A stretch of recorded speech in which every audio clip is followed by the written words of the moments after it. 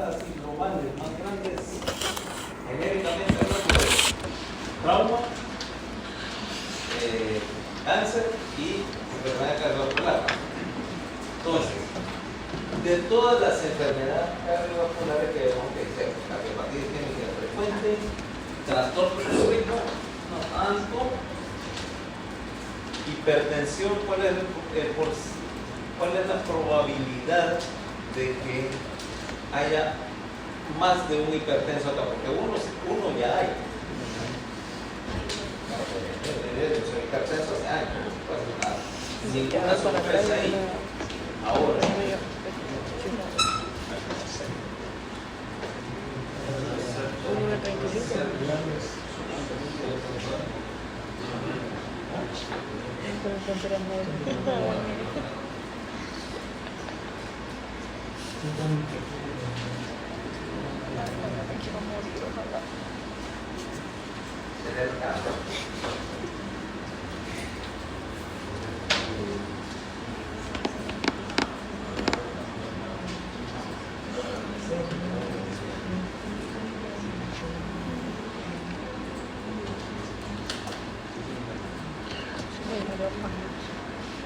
¿Cuánto? Tenía entendido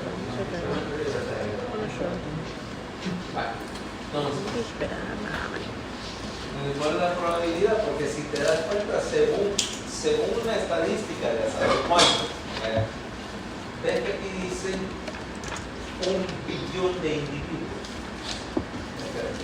Creo que tengo un tablet de...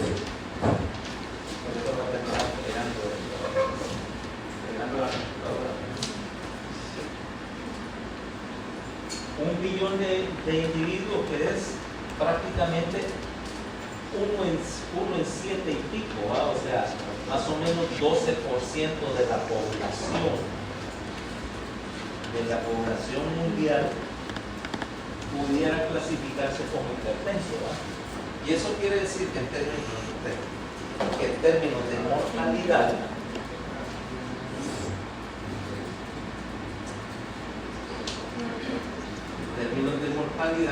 implica, dice, unos 9 millones de muertes al año. Cierran, paguen esa cartera.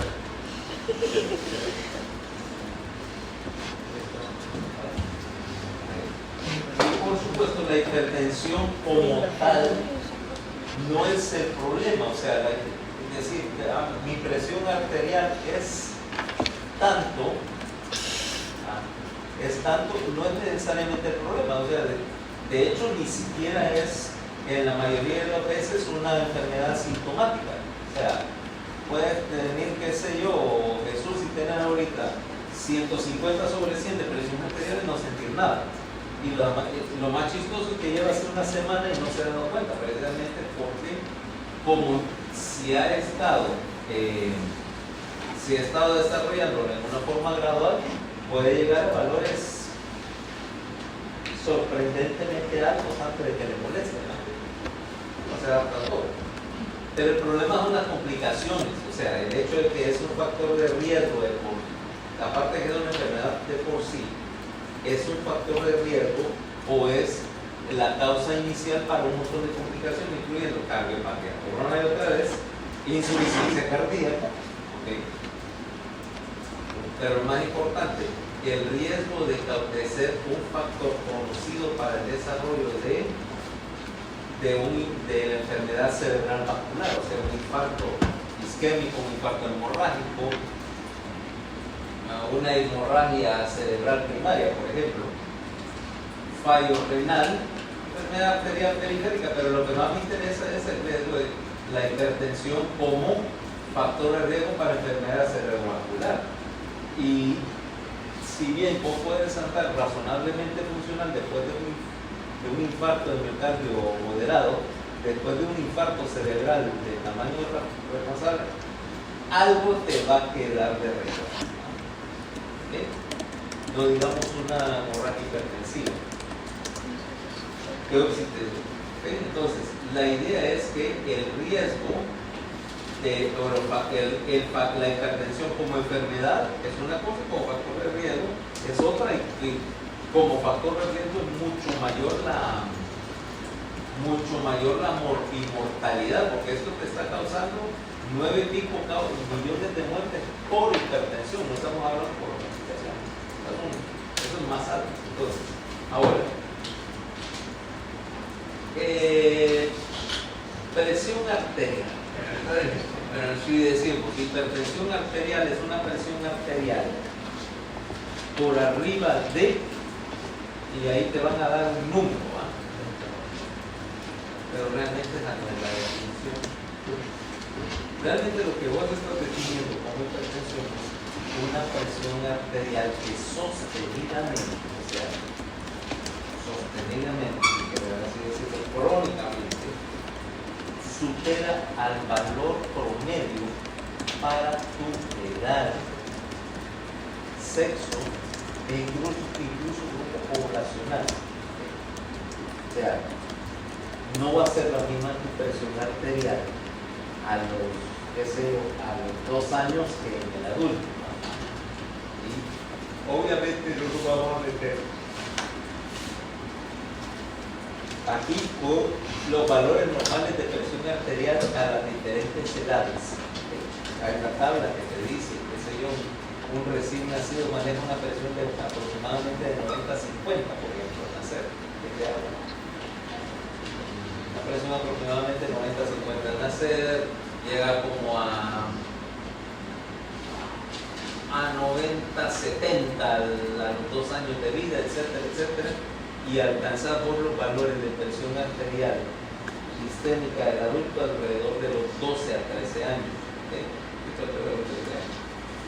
No nos vamos a meter en el número, eso como decíamos, vas a tener chance de verlo ya en pediatría, en sexto año, y andar la tablita, porque solo los pediatras acordarán de ella, ¿okay? Pero lo que no hacemos, lo que no vemos niños así en una base regular o crónica, pues no puedo olvidar. Nada sorprendente, ¿verdad? Entonces, el caso es que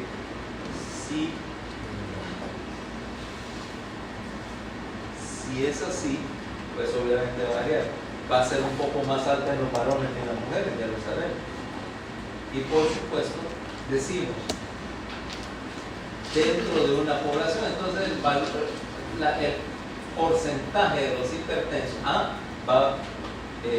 eso quiere decir que el porcentaje de lo que consideramos hipertensos va a variar de país a país, incluso dentro de un país, dentro de ciertas poblaciones, le hacen en términos de raza, ¿verdad? Por ejemplo, aquí en general, racialmente es un país bien homogéneo, pero por ejemplo en Estados Unidos, ¿qué tenés? Blancos, negros, latinos, asiáticos. La prevalencia de hipertensión es diferente dentro de las diferentes poblaciones. Entonces, ¿cómo definís realmente hipertensión? Y ahí es donde viene el estudio. ¿Okay? El estudio, bueno, y de paso con la edad, incluso en el adulto, conforme tus arterias se van endureciendo, porque ese es un hecho de la vida, algunas cosas se endurecen, otras se ablandan, ¿verdad? Y no solamente los varones. ¿Okay? Entonces tu presión diastólica tiende a subir conforme tus arterias se hacen más rígidas, haces menos recuperación de energía. ¿Okay? Y por lo tanto después tiende a disminuir.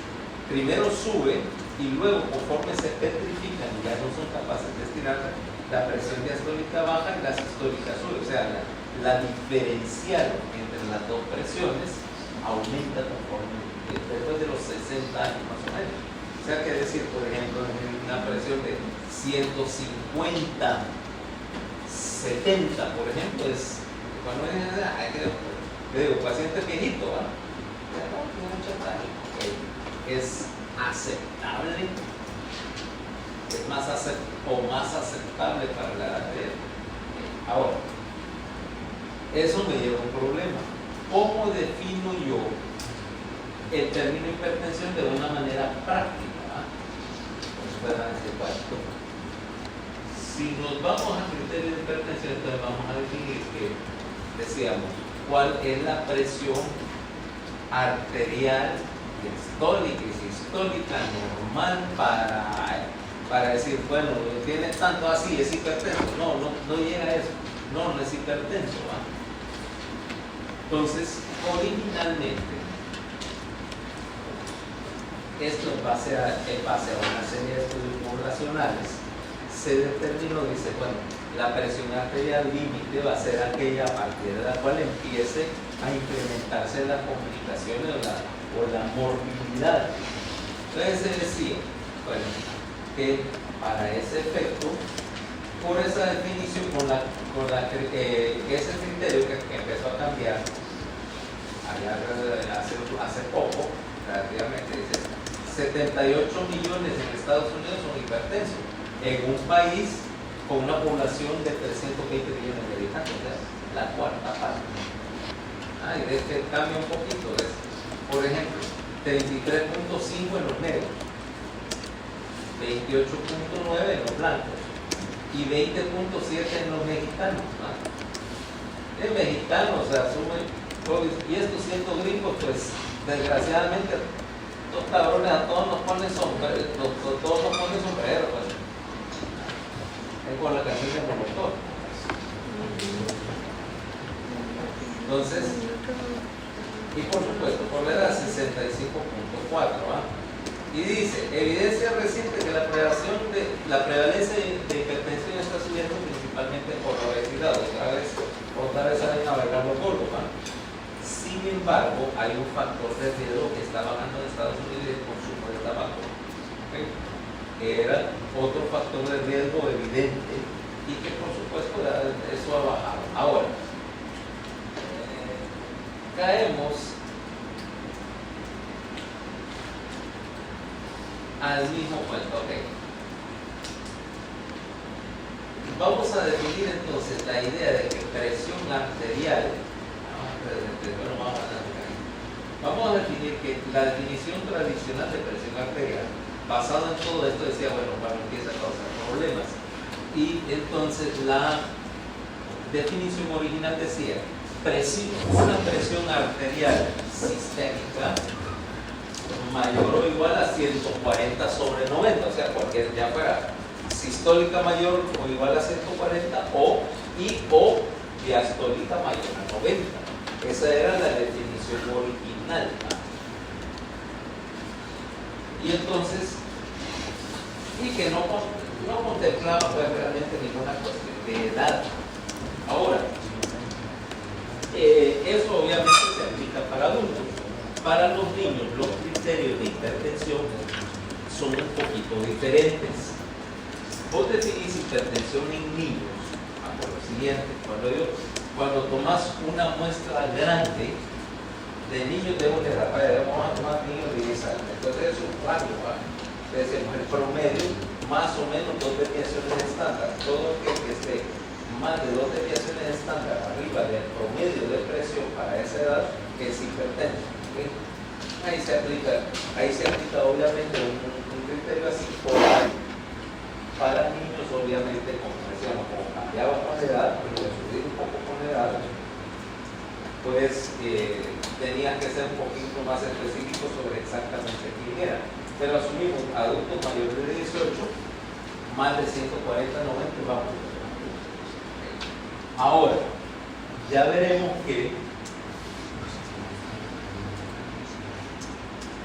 hay evidencia que te dice ahora, y estudios que te dicen ahora, que 140, 90 no es necesariamente el punto en el cual empeces a tratar a alguien porque esté hipertenso, ni es la meta del manejo de la presión. ¿Okay? O sea que yo, si yo te cuento 150, 100, no es que te quiero bajar solo a 140, 90, sino que esa es la definición de hipertensión, porque ese es lo máximo tolerable, pero que no necesariamente quiero llevarte eso, porque probablemente te quiera llevar a un valor estadístico más bajo. ¿Okay?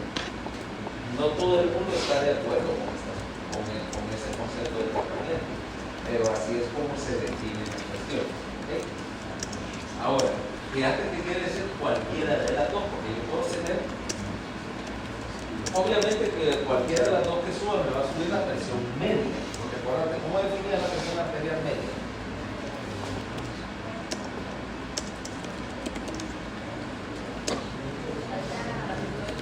¿Cómo?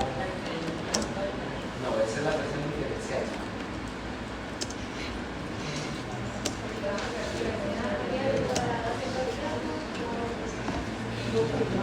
No, el número te dice que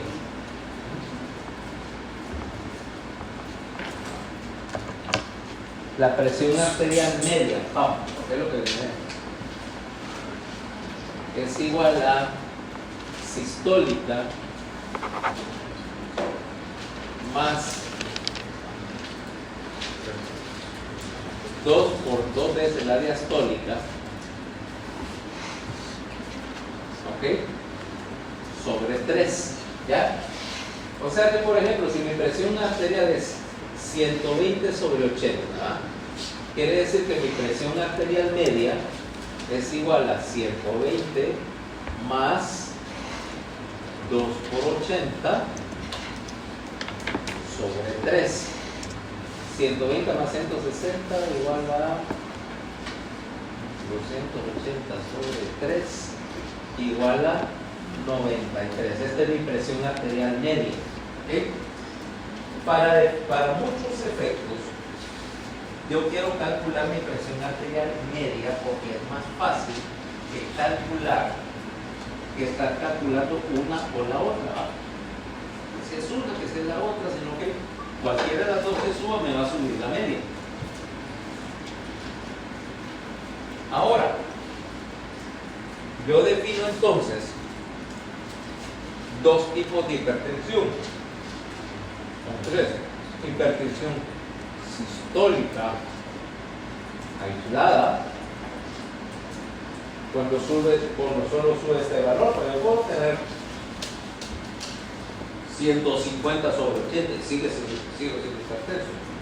O hipertensión diastólica aislada, porque si alguien me dice tiene presión de 130 sobre 100, igual necesita tratamiento. Y de hecho tu elección de tratamiento va a variar. O puedo tener las dos combinadas, ¿vale? Hipertensión sistólica y diastólica. ¿Entiendes? 190 sobre 130, ¿no? Cuidado, porque esta 190 sobre 130, esta es en el límite casi de lo que sería una emergencia hipertensiva. Pero no quiere decir que vos puedas andar 190 sobre 130. ¿Cómo? No, normal no vas a estar con este valor. Que estar asintomático, a la vez asintomático.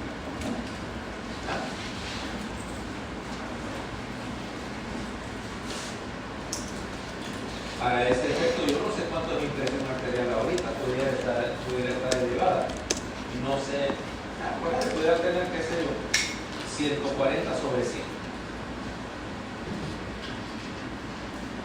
Y sin embargo, no tengo síntomas.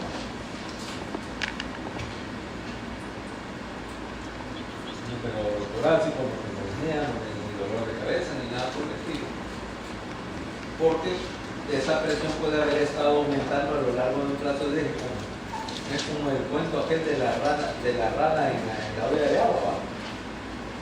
Que dicen que si vos echas una rana en agua caliente, obviamente va a brincar para afuera, pero que si lo pones en una olla de agua fría y subís y le encendés la estufa, la rana se va adaptando y se va adaptando a la temperatura y no salta y se acostumbra a la temperatura del agua hasta el punto en que vos la vas a hervir y nunca se va a molestar en salir de ella. Literalmente viste a la rana viva y nunca se movió porque le fuiste subiendo la temperatura poco a poco. Entonces, lo mismo sucede. Si yo te voy subiendo la presión arterial poco a poco, tus mecanismos sensores para la presión se van adaptando hasta cierto grado y puede llegar a valores bien altos sin que eso te cause. Ahora, si yo te subo de lo que tengas de presión ahorita a 190, 120, lógicamente sí lo vas a hacer. Sí va a ser súper sintomático. ¿Okay? Entonces, aclarar. Vamos a poner nuestra definición entonces por ahorita en que es una elevación de la presión y conste que es una elevación sostenida, o sea, crónica. Porque yo pudiera tener una elevación breve de la presión arterial en respuesta a algo, y eso no quiere decir ser hipertensa. Vaya, si ahorita me meten un susto de cualquier tipo, tu presión arterial se puede subir. O si está bajo demanda física, ¿okay? En otras palabras, que te puse a empujar un carro, porque se estaba, vaya, te le acabó la gasolina y ahora está empujando tu carro y tu presión arterial subió en respuesta a una demanda de elementos. A la aumentada, eso es fisiológico, pero no que estando en reposo y que en 2 ocasiones se para, es lo que tenía la persona que vuelve mañana, se lo vuelve a controlar. Eso es hipertensión. O sea, porque no solamente no es en respuesta, en adaptación a algo, sino que además no es, ¿cómo se llama? No es una cosa aislada, ya hay un patrón. ¿Okay? No puedes diagnosticar, excepto un par de lecturas que te voy a dar, no puedes decir que alguien es hipertenso solo con tomar la presión una vez, a menos que los valores de presión superen, como decíamos, el 140-90, o que tenga síntomas. Es sintomático, tiene sintomatología y una de las presiones elevadas, o que ya es hipertenso, no necesita repetirlo, ¿verdad? Y puedo decir, ¿por qué no con una sola? A menos que sea patológica. Porque uno pudiera hacer casualidad que estaba bajo usted o algo parecido, uno con 2, sencillamente que la presión estaba tomada. ¿Qué tal si quien la tomó no sabe, realmente no sabe tomar presión, te dio un número equivocado, no te vas a tirar con eso a sonarle tratamiento, ¿vale? Entonces, como decíamos, los factores de riesgo ahora para la hipertensión, vamos a ver, primero, obviamente que masa corporal, porque son factores de riesgo independientes, básicamente bajo el concepto de que más masa corporal implica más resistencia periférica. 2. La entrada dietética de sodio, ¿okay? La entrada dietética de sodio que va a depender en gran medida de tu tolerancia a la entrada de sodio, en particular cuando aumente tu edad, vas a tener menos tolerancia a la sobrecarga del sodio y a la tendencia a subir la presión. ¿Qué otra cosa? Otros factores de hipertensión: consumo de alcohol, ¿okay? Tabaquismo, obviamente, ¿verdad? Estrés psicosocial, fíjate, ¿no? El estrés físico no se considera que sea hipertensión por sí, porque es un mecanismo adaptativo en este caso, pero sí el estrés psicosocial y la baja actividad física, ¿okay? O sea, es más probable que desarrolle hipertensión. Ahora, si nosotros consideramos que entonces los factores de riesgo son todos de origen ambiental, ya me dice, bueno, pero ¿qué tal si yo lo que van a decir ahí? ¿Por qué si la incidencia varía según el grupo, vaya, la raza o el grupo étnico de alguien? No, entonces la hipertensión de alguien que tiene algún trastorno genético que explica la hipertensión. Pero resulta que aun cuando hay unas cuantas mutaciones por ahí raras, principalmente que afectan a las transportadoras renales,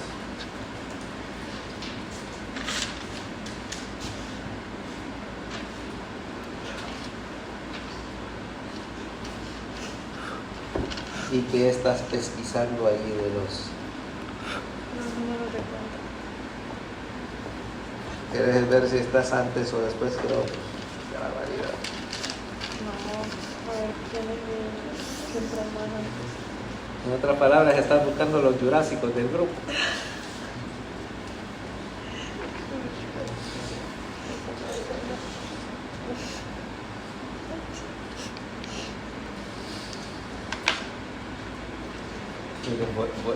Le voy a mandar a hacer un sombrerito verde aquí, así, como de periquito. ¿Te acordás en el preescolar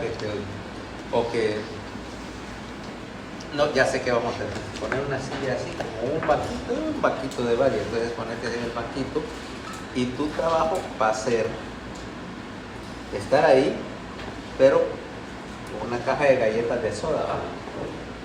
Poli, quiero una galleta. Poli, quiero una galleta. Los periquitos que siempre piden, Poli, quiero una galleta. Sí. No, bueno, mi perico no. Si yo tuviera un perico, obviamente. ¿Ah? Aparte de mí, que va a ser diciendo. No, ahora lo pasamos a casa de mi mamá, era un perico ahí, pero no dice nada. No dice nada, menos mal porque si yo le hubiera enseñado a hablar, mi mamá tendría que estarle lavando la boca con querosina y jabón todos los días, ¿no?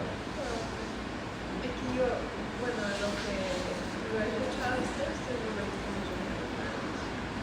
mucho. No, pero solo con mi sobrinita que acostumbraba a enseñarle a hablar. Sí, soy. Dicen, tía puta. ¡A la puta! ¡A la puta! No, bueno, que por cierto resultó ser el ser más traidor de la tierra, ¿sabes lo que está haciendo ahora? ¿Va?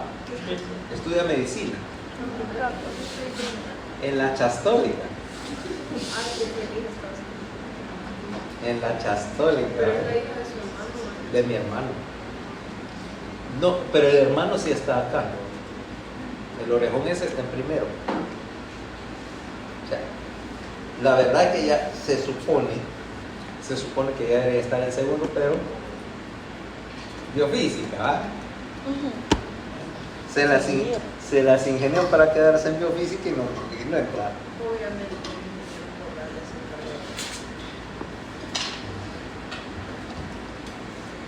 Sí, pero por supuesto, más para desgracia de este orejón, porque tenemos dos que lo molesten y no sé qué. Y por supuesto, el bullying de la temporada.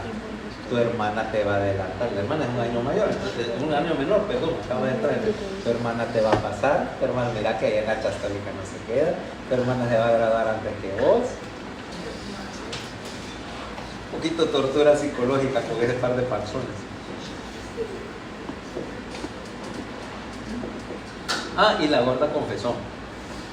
Metió 3 clases. ¿Sabes cuántas calaveras sacó? O sea, yo le digo, pucha. Sí, literalmente hizo un hat trick de calaveras.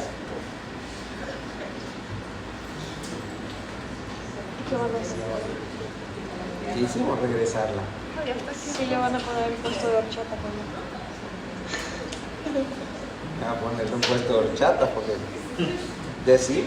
Dice que esos son los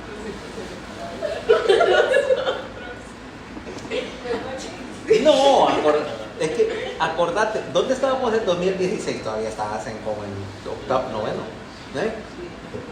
Ok, ya estaba cosechando calaveras. Ah, no, pues es que mira, que se calavereara no sería tanto, pero que lo haga con tal consistencia.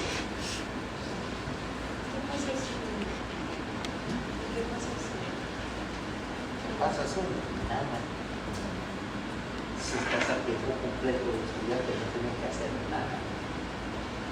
O sea, nada más que lo que el elemental autocuidado de alguien, vaya, que es levantarte, hacer tu cama, etcétera, donde vive ahí te usa el apartamento. Vive como una señora, pero es una viejita, un par de viejitos ya señores, como la edad de mis papás, entonces, incluso la viejita es tan buena gente que ella le deja la ropa y la señora se la echa a la lavadora y a la secadora.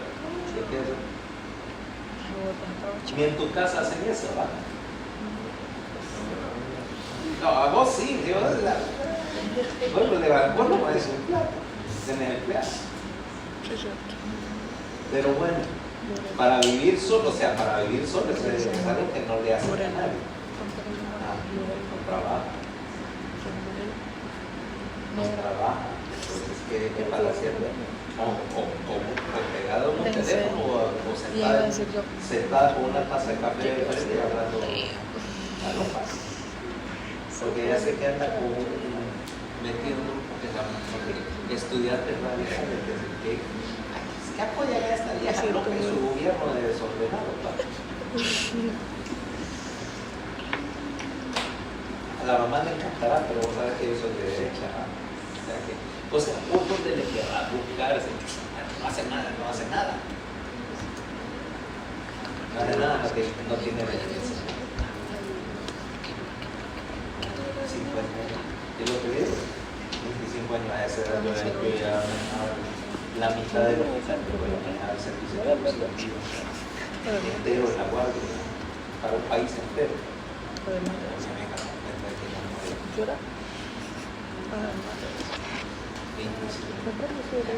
Entonces, bueno, ahí está, ahorita está en el supongo que debería estar en internet investigando la vía más eficiente de hacer horchata, ¿va? Ay, no, qué difícil Porque hacer horchata. Ya logró agotar la paciencia de la Sí, lo mamá, haces así como también la conoces. el inicio, que tienen que moler el arroz y todo así. Decíamos, Como molino. si nosotros, aparte de considerar genéticamente que hubiera alguna mutación, por ejemplo, casi siempre implicamos, es bien raro por acá, así como no sé, algo así como entre chucho mojado, pantano, algo así. No, ya sé. Como que alguien quiso bajar la cuesta de la Virgen, se le fueron los frenos y iba frenando así con el pie.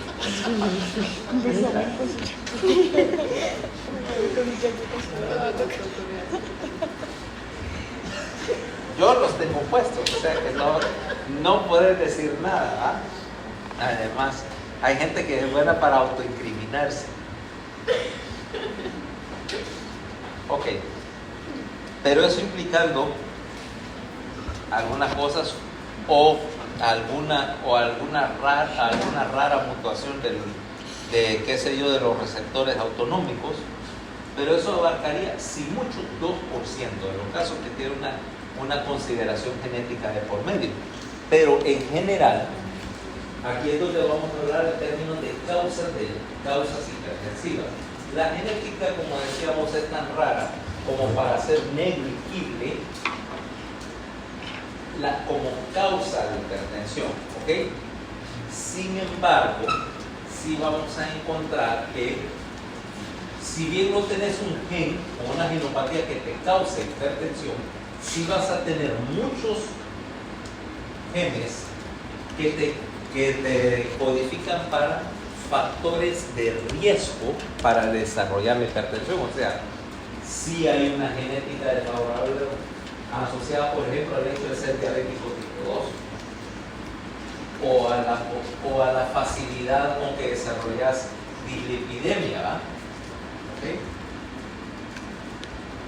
También vas a tener importante un componente que identifica y en particular desde el punto de vista de polimorfismo genético, que están principalmente asociados con el manejo del sodio y los mecanismos genéticos. Ahora sí, y los mecanismos, perdón, de manejo del volumen circular. Ahora, si nos vamos en ese sentido a causología, ¿verdad? Vamos a encontrar que si yo empezara a buscar causas o investigar a pacientes hipertensos, decir, bueno, este paciente es hipertenso porque tiene X, y es lo que vamos a llamar la clasificación de hipertensión en dos variedades.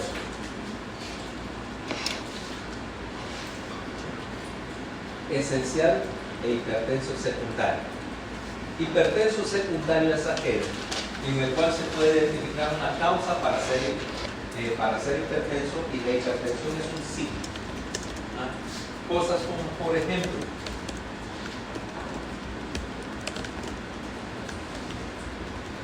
riñón de Gallbladder. Ya vamos a hablar de eso. Riñón de Gallbladder, por ejemplo, enfermedad o síndrome, cualquiera de los dos, de Cushing, hiperaldosteronismo,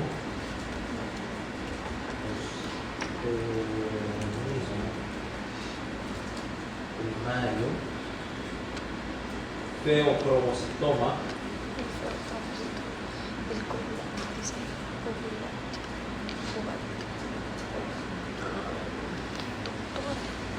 Doctor, ¿qué dice en el primer?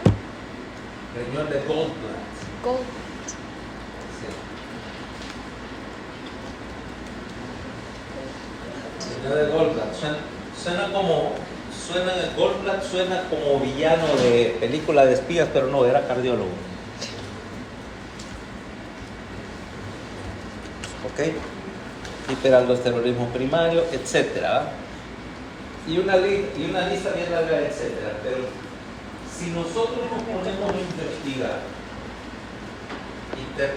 llega, no sé, agarra una población aquí de hipertensos y empiezo a investigar, y de repente, que si no tenés que ser hipertensa por tener un riñón de Gallbladder, por ejemplo, y por allá, qué sé yo, Fernanda tiene un hiperaldosteronismo, etcétera. Si yo me pongo a sumar las causas de una población general, los hipertensos secundarios representan apenas el 10%. Usando, lo que pasa es que, como quien dice, depende hasta dónde querés llegar. Ponerle que estuviéramos en un hospital universitario completamente equipado, yo estoy metido al rollo y digo, vamos a pedirte todas las pruebas posibles, tengo todas las pruebas imaginables hasta ahorita en el hospital para tratar de determinar por qué sos hipertenso. ¿Sí? Y empiezo a investigar esta población de hipertensos. A lo más que yo puedo llegar en términos normales es llevar esto a un 30%, a encontrarme causas solo a un 30% de los hipertensos. No es gran cosa, ¿no? Quiere decir que entre el 70 y 90% de los hipertensos son esenciales. No quiere decir que no tengan causa, ¿verdad? Lo que quiere decir que no le hemos encontrado la causa. Aquí te digo algo de concepto. Pero, como decíamos acá, entonces yo estoy tratando la hipertensión esencial. Estoy muchas veces tratando el mecanismo. Bueno, obviamente que no voy a hablar de tratar el síntoma, sino algo que es más que es esencialmente asintomático. O si querés considerar el número de la presión como un signo, un síntoma, pero no estoy tratando el número en sí, sino que estoy tratando de tratar el mecanismo. Con la idea de que obviamente quiero tratarlo para reducir las complicaciones. Pero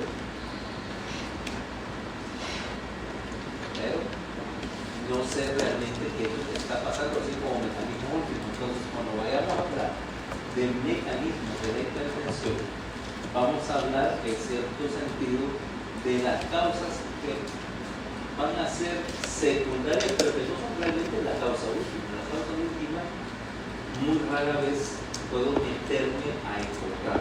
¿Okay? Veamos a qué vamos en términos de mecanismos de mecanismos de hipertensión. Y entonces, lo que queremos ver en términos de mecanismos es porque necesito conocerlas para hacer dos cosas. Uno, entender cómo enfocar el estudio del paciente hipertenso. O sea, viene, por ejemplo, a, no sé, Fernanda, y entonces llega al consultorio y él toma la presión y tiene una presión que decíamos que está elevada. Por ejemplo, 140, 100. Todavía estoy en la duda. ¿Será que pudo haber sido casualidad? ¿Verdad?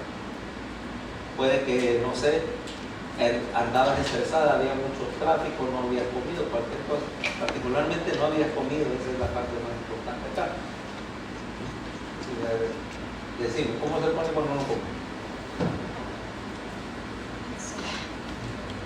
No, ¿cómo? Dije cómo se pone, no cómo decimos nada. Ok.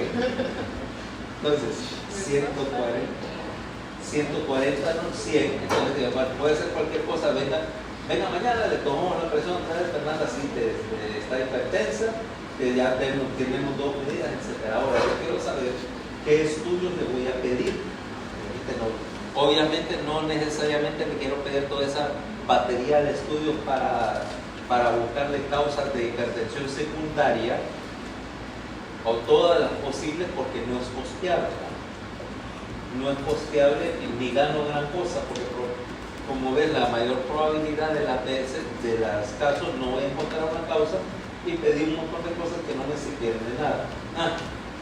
Regla extraoficial en medicina, aunque el lector extraoficial no deja de hacerlo útil. Si un estudio no te va a cambiar plan de tratamiento, y solamente y vas a hacer diagnóstico solamente para ponerle una etiqueta, probablemente ese estudio no es necesario. No es indispensable definitivamente, y muy probablemente ni siquiera es necesario. O sea, si vas a pedir algo solamente por pedirlo, no estás ayudando a nadie. ¿Okay? Bueno, excepto tal vez al dueño del laboratorio que gana por hacer el estudio. Los de Hueso Vargas.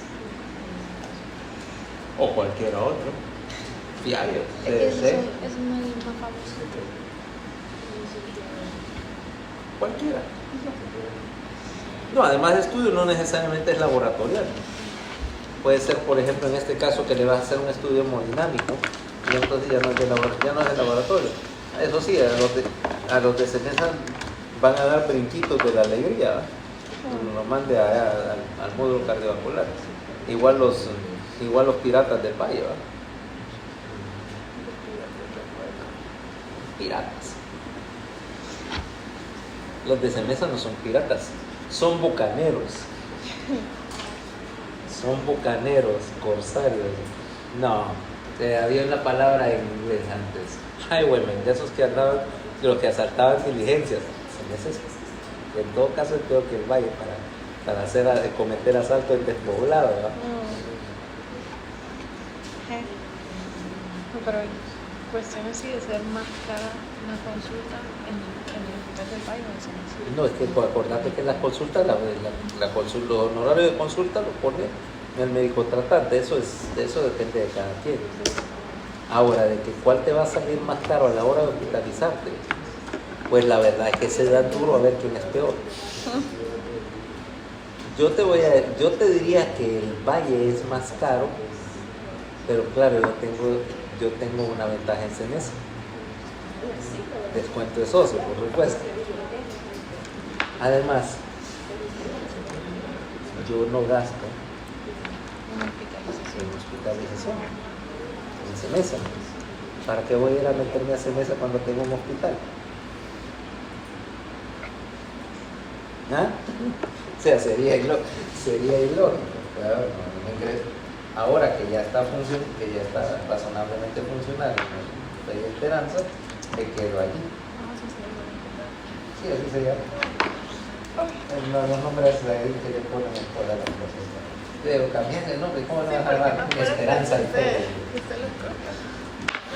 Es que yo no era socio hasta hace poco. Y ella puso la sociedad con otra persona, ella era una historia larga y ahora terminé yo de socio. ¿No? Pero bueno, en todo caso, igual tenía lo que ver en enfermera, podría decir que no iba para allá, pero me sale más barato. Ahora, la gente que asocia el valle probablemente diría lo contrario. Pero, da igual. El punto es que meter un estudio, incluso hay estudios de eso que ya que estamos hablando de él, requiere que hospitalices el paciente para estudiarlo.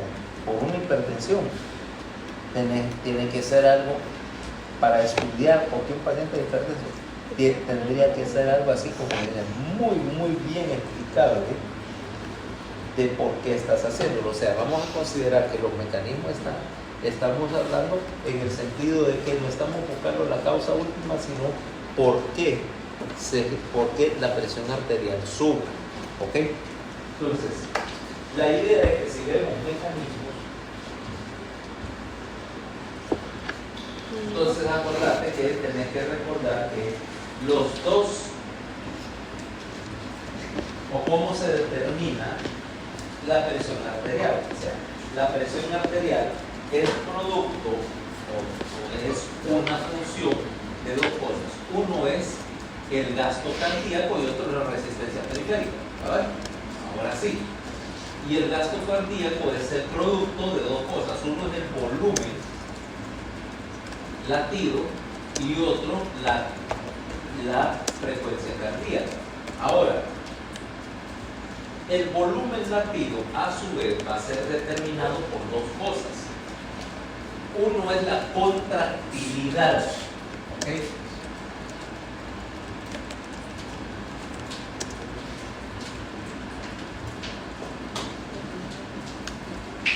Y la otra es el volumen circulante. Y para volumen circulante podemos definirlo con una palabra.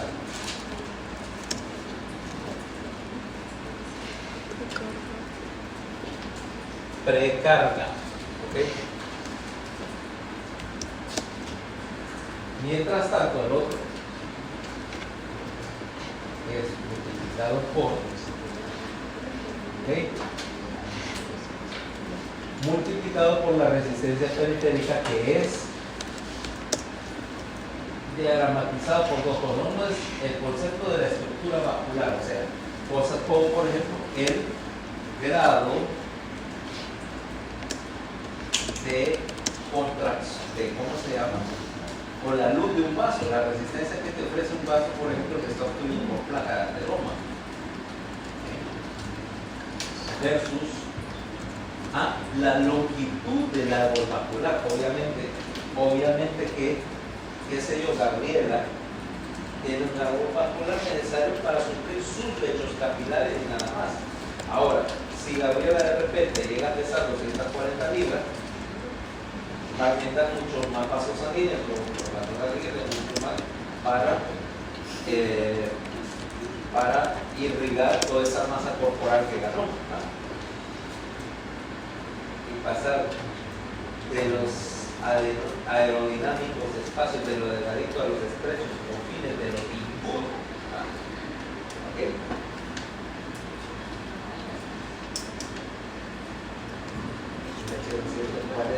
Para que literalmente te estoy diciendo que tendrías que duplicar tu masa corporal. ¿Ok? Pero ahorita pesas 120 libras con armadura y armadura mojada. Y cargando dos Harrison, una por cada brazo. Ajá. Y la patología de la mochila.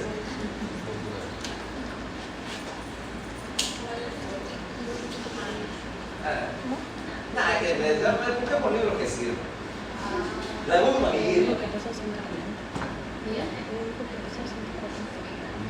ya, tengo uno más grande. Nunca he visto su bros.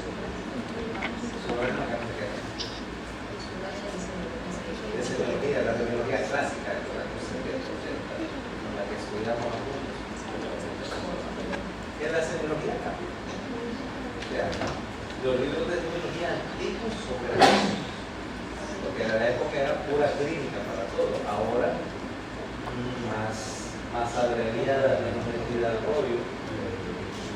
No porque la semiología antigua no sirviera, sino porque ahora hay cosas que realmente ya no vienen a ser. Tu tiempo tiene un valor. Y realmente si en otra época tal vez tenías el tiempo, las cosas discurrían de tal manera que no podías dedicarle 2 horas a un paciente, o cosas que no existían hace 50 años, como por ejemplo que ahora ¿cuántos signos vitales conoces?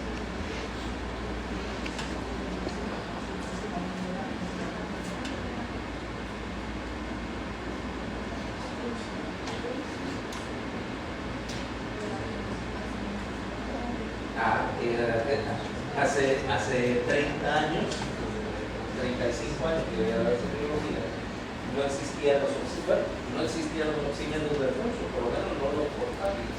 Un oxígeno del pulso, era de este tamaño, era una nota gruesa con un sensor, pero era un aparato de laboratorio o de la terapia intensiva. O sea, era, bueno, yo lo conocía de antes, pero así de decir que tener un oxímetro, vaya, incluso en el consultorio hubiera sido llamativo, era una caja grande. Dar un chuchito en el parentero que cuesta lo que costaría una calculadora o un aparatito relativamente barato de nuevo. Entonces, por ejemplo, oximetría es un nuevo signo vital, eso no existía.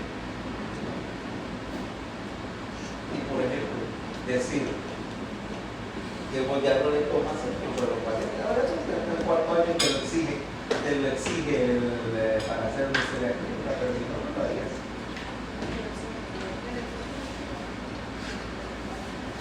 No, yo estoy diciendo hablar de que tomaban el pulso a los pacientes que hacían antiguo. Vos sabés que de hecho existía un reloj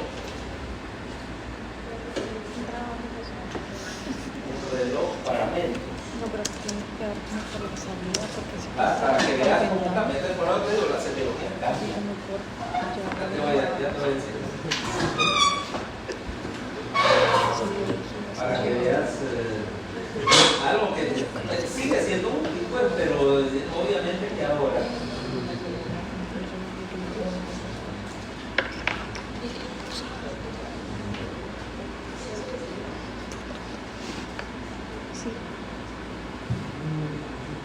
ya, por ejemplo, dice grabado para 15 pulsaciones. Puedo empezar a contar desde el 0, así cuando el pulso, cuando coincide con las 12, contaba 15 pulsaciones y una escala que había en el reloj te da, aquí hay un minuto.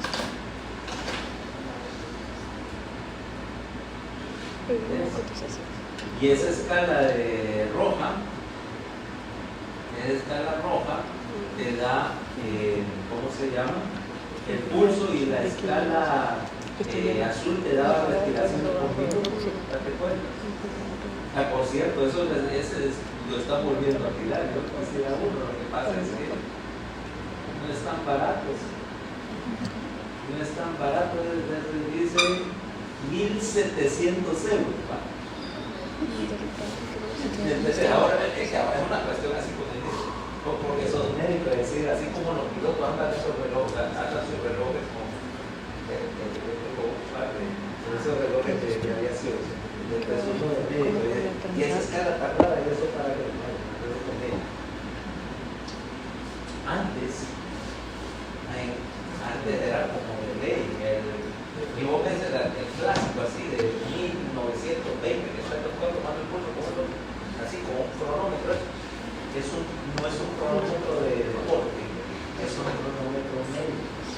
Son especiales para tienen esa escala, pero uno de esos relojes de bolsillo, ¿va? Como que dices, es uno de los símbolos del médico, la magnetita esa. Otra semiología, otra época. Ahora ya nadie tiene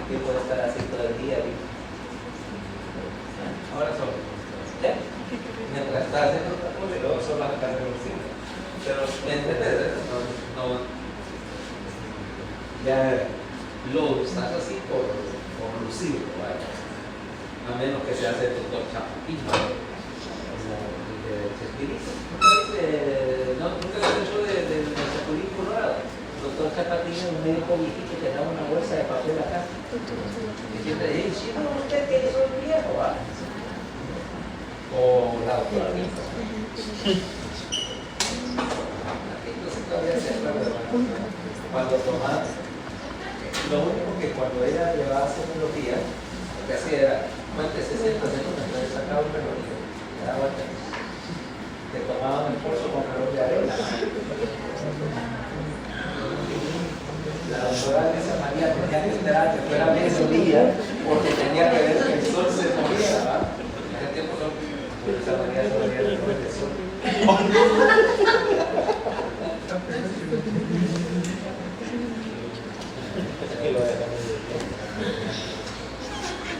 Lo único que pulso era más fácil que ubicar para eso. Imagínate lo fácil que es que encontrar la arteria a un brontosaurio de eso, así,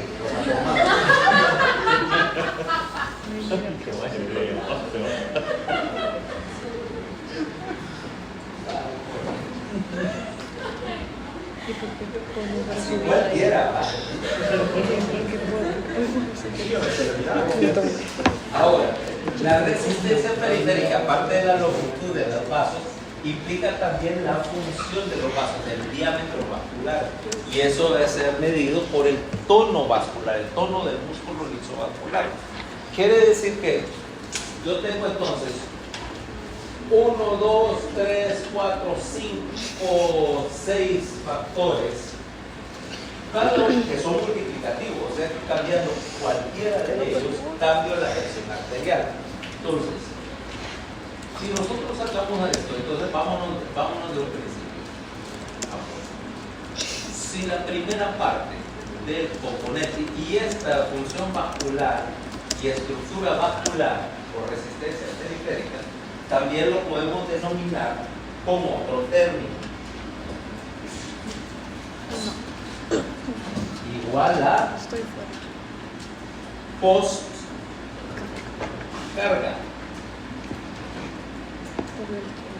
Cualquiera de las dos cosas me modifica la presión arterial.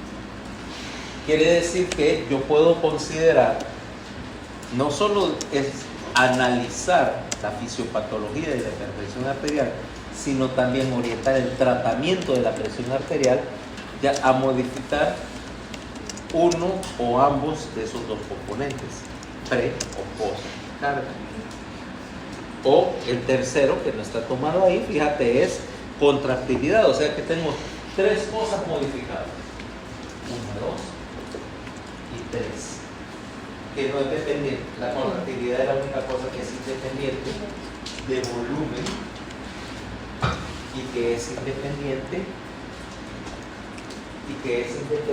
también de ¿cómo se llama? De la resistencia del tono vascular.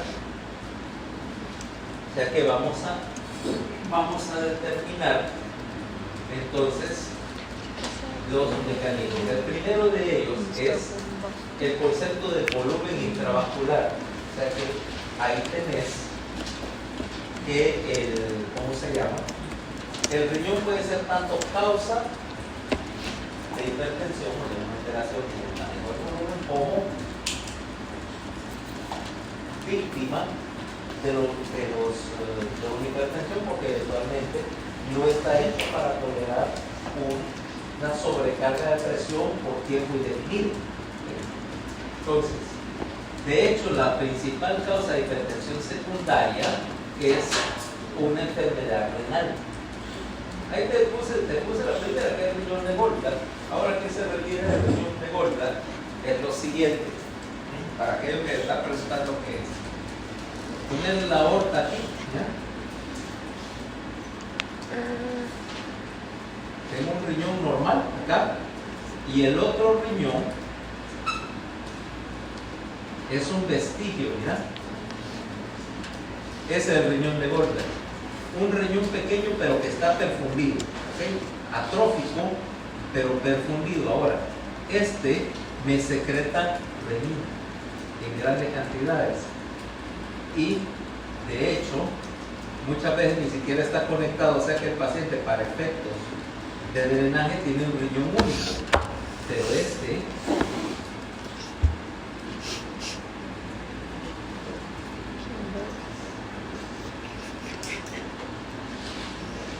sí le contribuye muchísimo a la resistencia periférica porque es secretor de renina. O sea, básicamente esto está ahí para subir la presión. Y de hecho, el manejo de una hipertensión por riñón de Goldschmidt sería quitarle el riñón problemático. Le dejas el otro que no me estaba causando problema. O sea que esa es una variante extrema de decir de enfermedad renal primaria. Básicamente que tenés un riñón que no sirve para nada, ¿no? Tanto para crearme dificultades. Pero enfermedad renal, ahí hay un montón de causas. Vaya, por ejemplo, nefropatía diabética. Si lo vas a tomar como causa primaria. Ahora, el problema es que la situación de causa y efecto se compone cuando tenés un paciente hipertenso de larga data y de esfuerzo que hace una nefropatía precisamente hipertensiva, o sea, por el efecto de estar soportando una hipertensión durante mucho tiempo, el riñón se va dañando y el riñón dañado a su vez empeora la hipertensión y entonces tenés básicamente un círculo vicioso, ¿no? Entonces, pero decíamos, del 10 al 30% de los pacientes hipertensos, lo que vamos a tener es el riñón como causante, ¿ok? Como causante o contribuyente por lo menos a la hipertensión. ¿Okay? Ahora, al mismo tiempo, como decíamos, generalmente aquí vamos a tener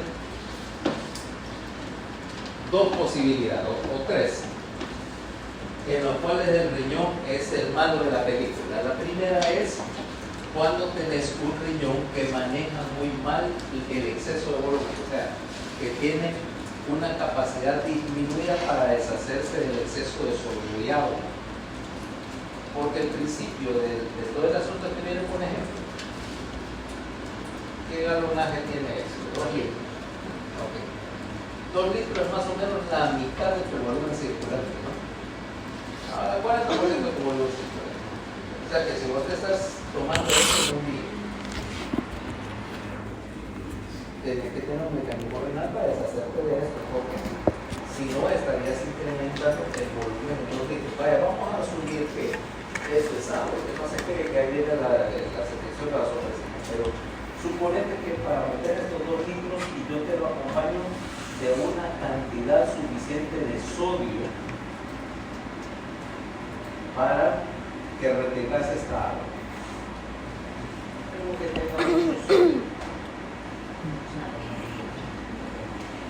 Okay. Toma una sopita. Sí. O para el efecto, cualquiera de las saladas, del salado de desayuno de cualquiera de estas saladas para que parece que están en el cartel. Es que ese es el cartel de San Lorenzo. San Lorenzo, allá del sur, donde están las salineras. ¿Sí? San Lorenzo Valle. ¿Okay? Esto está en el cartel de San Lorenzo. Su idea es tratar de clavarle la mayor cantidad de sal a todo el mundo. ¿Okay? Asociados por saber quiénes son los socios de la sociedad mayoritaria de eso, McDonald's. Nunca he visto que el cerro de sal que le meten a las papas. Bueno, estoy seguro que las papas de McDonald's son saladas.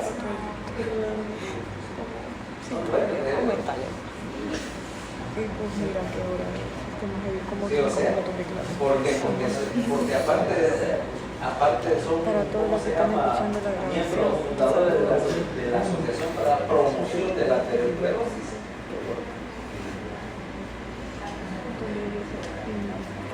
De acuerdo, lo que pasa es que Pizza, hay de varios tipos, incluso algunas que son razonablemente saludables para comer. Pero hamburguesas en general son todas son una enfermedad cardiovascular. A menos que conozcas un lugar que sí los hay, donde te hagan una hamburguesa que no es un atestado de cosas tu salud cardiovascular, pero todas las cadenas caen en esa categoría. Todas las cadenas son enfermas del corazón. Escoge tu veneno, pero el veneno es. No, o sea, yo por eso no es que vaya a dejar de comer. De hecho, probablemente ahorita vaya a hacer una cosa, ya me está pisando la idea de que hoy es día de retar a mi corazón.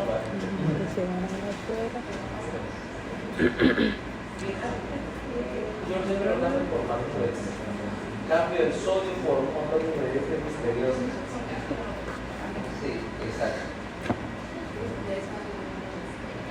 Cartílago. De caballo, de cerdo, de vaquero.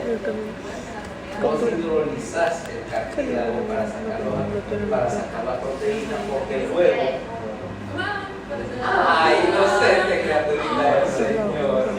Espero que no creas todo lo que te dicen, porque si no, creo que vas a llegar a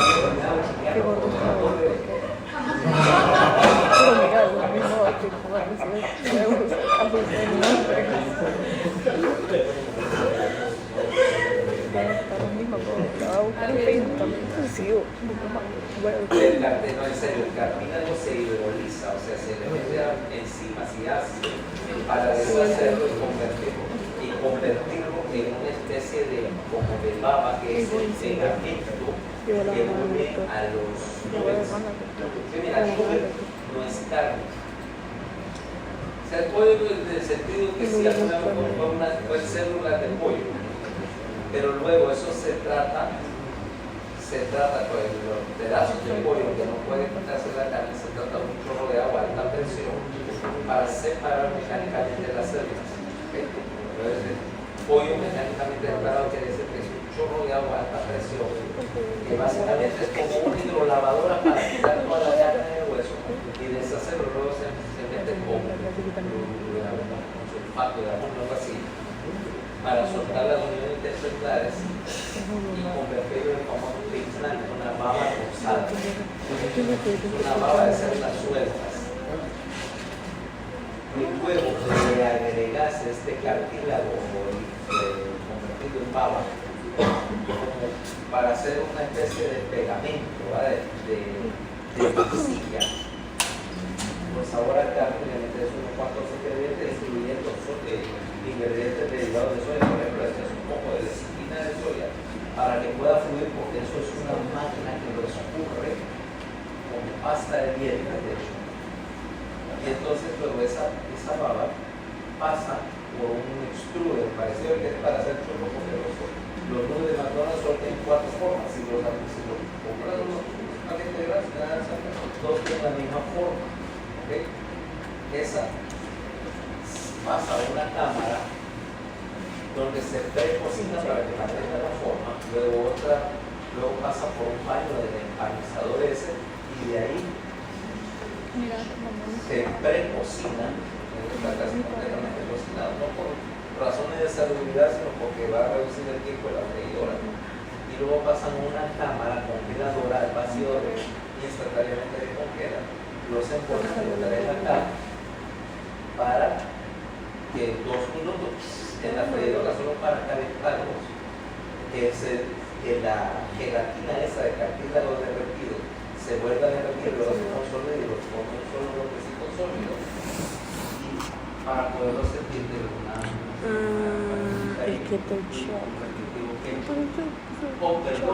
mermelada de tomate. Mermelada de tomate, porque si tiene más azúcar que la mermelada de fresa, entonces puede decir que mermelada de tomate. ¿ok? Y que te lo sirvan en una cajita así, con la cara del payaso ese de Ronald McDonald, o de pajarito, de cualquiera de cosas que te lo hagas.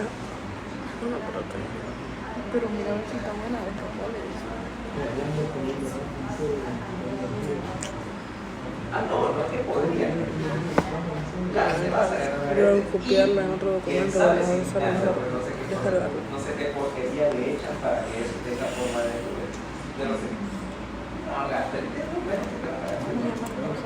pero o sea, si hablamos de cosas así a largo plazo, digamos que comer probablemente sea tan carcinógeno como media carretilla, saben sin filtro, ¿ok? No sé por qué siento que te falta estar corriendo por el piso ahorita.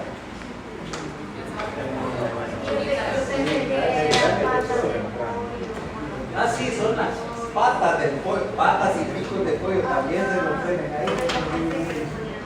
Ojos de pollo, creo que también de la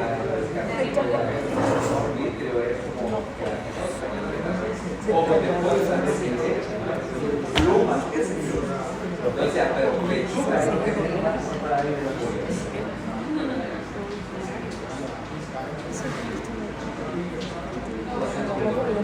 No, ¿cómo no? Dentro de media hora la vas a hacer aquí bien mejor.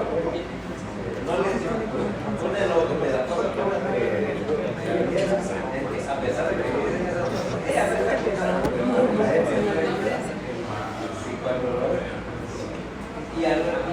y como no hay mucho tiempo, pero mañana les explico la historia del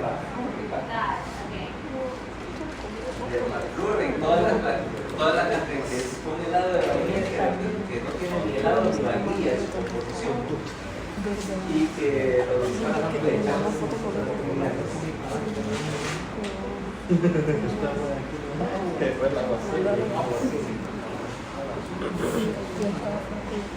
entonces, el caso es que, número uno, como te decía, si te voy a meter un montón de papas de manzana con esta agua y no tenés una capacidad para excretar el sodio, lo que vas a hacer es aumentar tu volumen circulante. Ya te dije, aumentar volumen circulante es lo mismo que aumentar precarga. De ahí ya sabes para dónde vamos. Dos,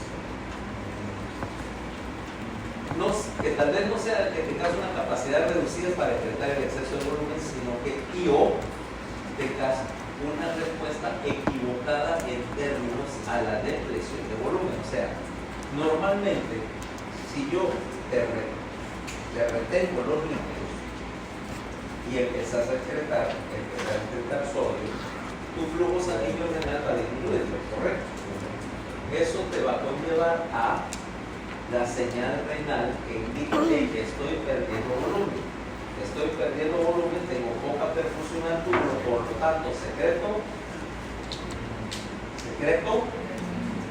renina.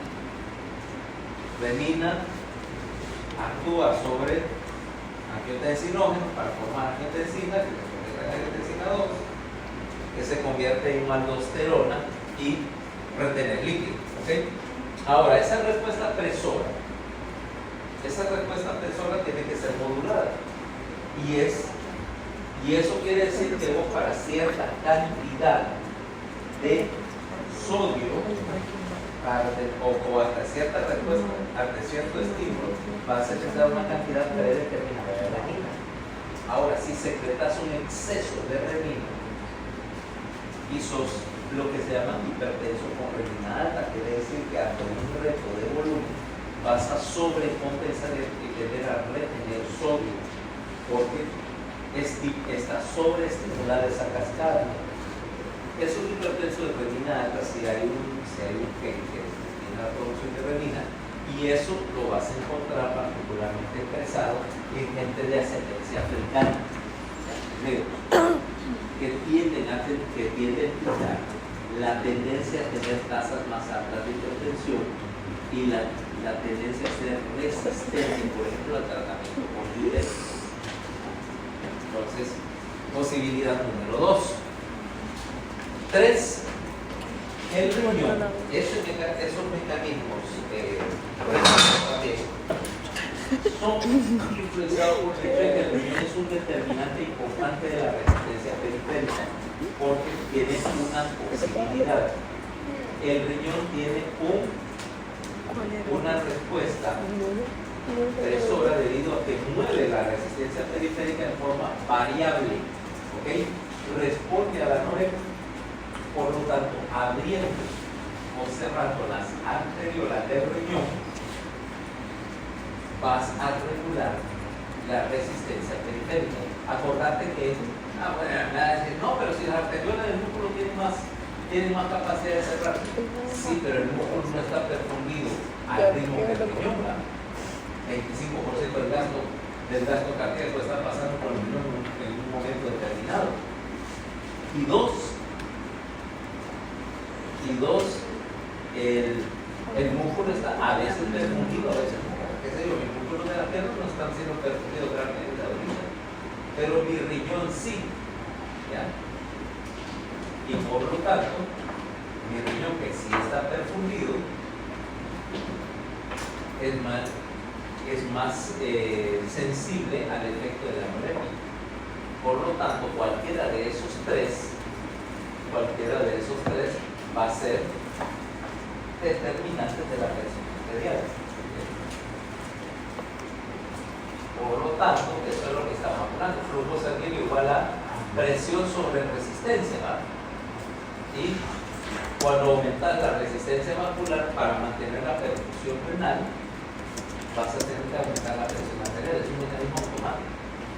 Por lo tanto, el órgano principal determinante de la presión arterial individualmente es el riñón.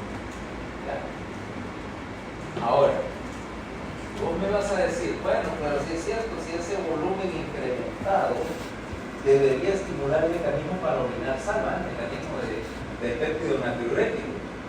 Sin embargo, ese riñón también es el que modula qué tanto responde a la natriuresis, al péptido. ¿Okay?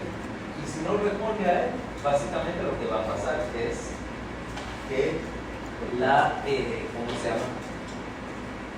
Que el balance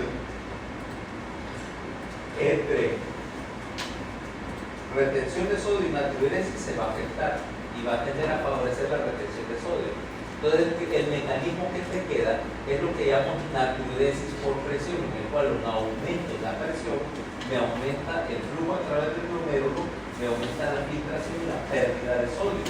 Y que vos ahora lo que tendrías que hacer para contrarrestar la natriuresis es recuperar más sodio del tubo, cosa que hace la aldosterona. Entonces, como sea que sea, si el riñón responde mal y secreta una cantidad inapropiada de aldosterona, lo que vas a tener es una sobrecarga de volumen, principalmente. Entonces, ¿cómo se llama? La hipertensión, entonces, por lo tanto, es consecuencia de la disminución de la capacidad de filtrar sodio. ¿Okay? Es un cambio. Como el riñón no puede deshacerse del exceso de volumen, ya sea porque se está produciendo demasiada aldosterona o más de la necesaria y está induciendo al riñón a retener sodio, o sencillamente porque ¿cómo se llama? O porque sencillamente ya el riñón ya no filtra y no se está perdiendo sodio hacia el tubo, que es lo que sucede en la enfermedad renal terminal, en la cual si no estás orinando nada, imagínate que si vos estás orinando 1500 cc al día, quiere decir que en principio, incluso sin ajustes, yo pudiera ingerir 1,5 litros al día, porque yo creo que eso compensa lo que se hace en el riñón. Pero si orinas cero, no puedes compensar por nada, ¿okay? No puedes detectar sodio y por lo tanto tan poquito como 500 ml como un refresco ya te causaría problemas. Expandiste el volumen en 10%. 10% de expansión del volumen te tiene que tomar la presión. No digamos que te tomes un tanque de agua de esos de 2 litros que incrementaste tu volumen de agua o de sodio y agua en un 40%. necesariamente tu presión se tiene que salir completamente de balance. Entonces, primer mecanismo. Entonces, segundo mecanismo es trabajar sobre la postal. Reflejos autonómicos. ¿Okay? Ahora mira qué es lo que tenemos, es una serie de reflejos.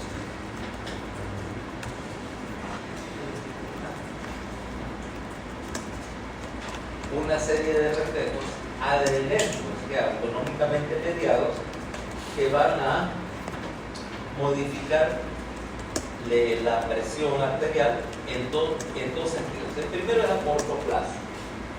Cuando yo hablo de regulación a corto plazo, quiere decir que yo puedo trabajar para modular la presión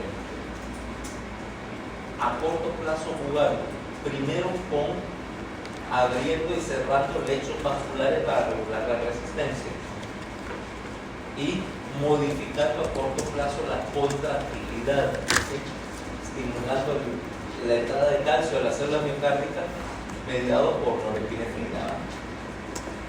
Y también a largo plazo esa secreción adrenérgica yo la voy a poder modular o la voy a poder utilizar, perdón, para modular el tono vascular en el riñón y por lo tanto controlar la recuperación de sodio o la filtración de sodio. 2.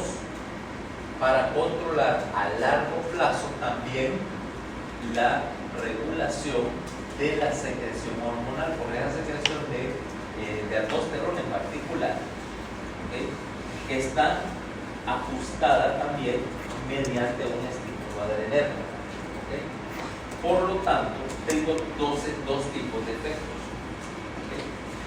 Y los dos tipos de efectos van a estar mediados por una serie de moduladores hormonales, principalmente la epinefrina no tanto, ¿okay? No a largo plazo. El otro es dopamina.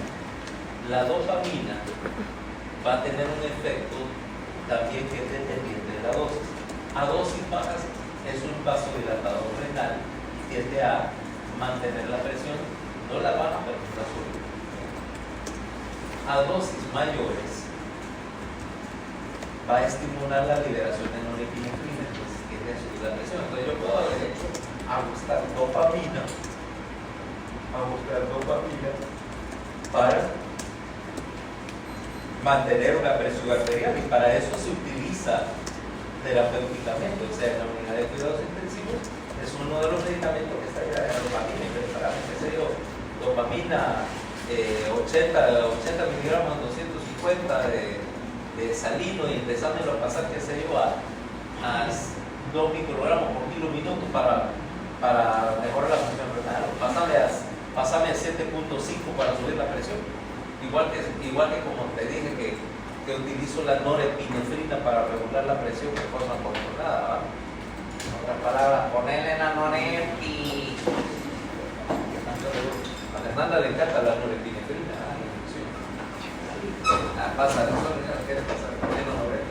Entonces, resultado, cómo esto va a trabajar incluye el hecho de que la respuesta a largo plazo va a ser modificada porque la sensibilidad a la catecolamina se puede cambiar aumentando o disminuyendo la cantidad de receptores que tenemos para norepinefrina, o aumentando y disminuyendo la sensibilidad del receptor, o sea, qué tanto efecto tiene hacia una dosis predeterminada de norepinefrina. Entonces, vamos a hablar, si se acuerdan de los receptores adrenérgicos, tenemos 4 tipos. Alfa 1, bueno, tenemos 5. Alfa 1, alfa 2, alfa 3, beta 1, beta 2. ¿Okay? Ahora, y de hecho, dentro de esos receptores vamos a tener varios subtipos de ellos. ¿Okay? Entonces decimos, los receptores alfa son más sensibles a la norepinefrina y los receptores beta son más sensibles a la epinefrina. ¿Okay? Los receptores alfa 1, que son los que me van a interesar acá principalmente, me estimulan la vasoconstricción, o sea, aumentan la postcarga.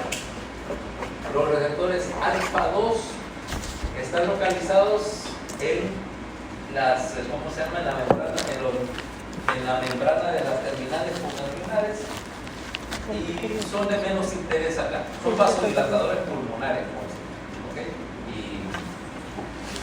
Y vasodilatadores también, ¿cómo se llama? Coronarios. Ahora, normalmente aquí en la hipertensión del receptor alfa 2 sirve como un receptor M que está leyendo la cantidad de norepinefrina, y cuando se saturan bloquean la liberación de más norepinefrina, o sea, sirve como un stop para evitar sencillamente que liberen norepinefrina en cantidades cada vez más altas hasta que le bajas de presión y te quedes y te quemas o te ganes una crisis hipertensiva. Ahora, los receptores beta, ¿okay? Los receptores beta tenemos dos tipos. Beta 1 aumenta la frecuencia cardíaca y la contractilidad, ¿okay? Y beta 1 en el riñón estimula la liberación de renina, ¿okay? Por eso es que decíamos que el riñón no solamente iba a actuar en una manera directa, así mediante el volumen que pasa por el glomérulo, sino que también tiene respuesta autonómica. 1, 2, de que por lo tanto esa liberación de renina me explica que la estimulación adrenérgica va a tener efectos a largo plazo. Mientras que los receptores beta 2 lo que hace es el efecto del alfa 1. El beta 2 me hace vasodilatación y me baja la respuesta, porque me baja la respuesta persona porque me disminuye la postcarga. ¿Okay?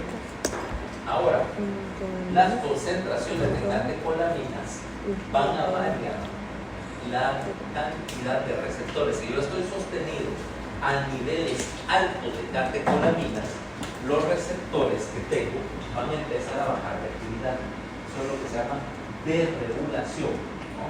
O regulación descendente, en la cual si yo tengo muchas catecolaminas, empieza a bajar mi cantidad de receptores. Ahora, el problema es que la contrarrespuesta a eso es subir aún más los niveles de catecolaminas.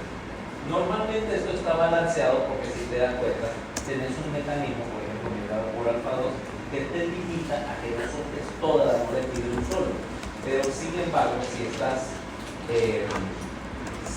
manejando esta regulación en forma inapropiada, lo que vas a tener es que vas a terminar cada vez haciendo una respuesta adrenérgica más alta al estímulo, y al final la liberación de norepinefrina va a ganar el pleito y vas a terminar con una hipertensión con básicamente aumento desproporcionado de la resistencia periférica. Mañana vamos a seguir a partir de aquí.